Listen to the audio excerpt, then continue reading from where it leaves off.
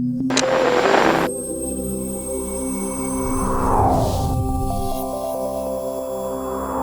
everyone, Molly here, and I want to tell a little story of what happened to me today. I spent the last 3 days at Creative Live in the studio audience, surrounded by a whole bunch of really amazing, upbeat, energetic people, and I met a whole bunch of new people and had really great conversation. And then when I woke up this morning, I was feeling like, where did it all go?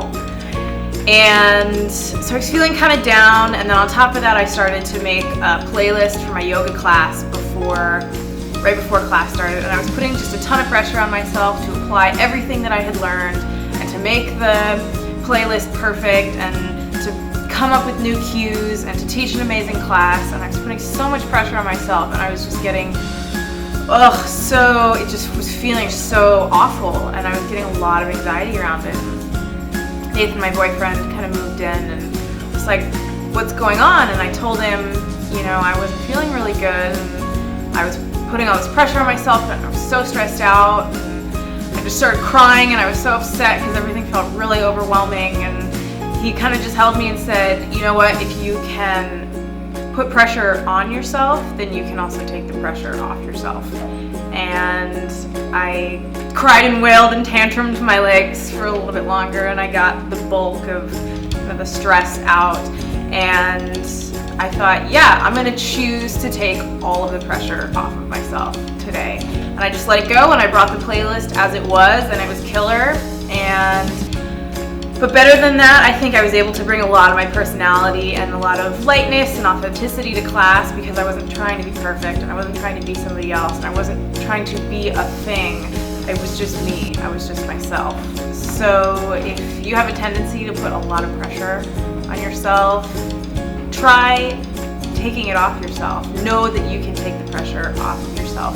Try it as an experiment. Maybe take it off for 15 minutes and see how that feels for you. See what you can accomplish when you don't put a lot of pressure on yourself. Right now I don't actually want to work out, so I am going to put a little bit of pressure on myself to go work out, because I do want to finish, and I want to be committed, and I want to finish this. So I'm going to do the workout, and I'll see you at the end.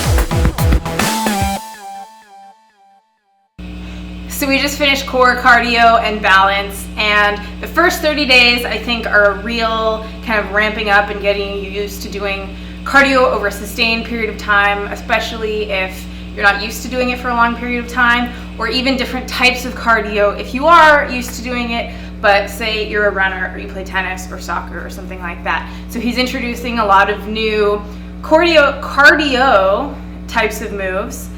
And then he gives you a week to really kind of recuperate your muscles, but keep them moving, keep some strength building. Like these, that really builds up some muscle.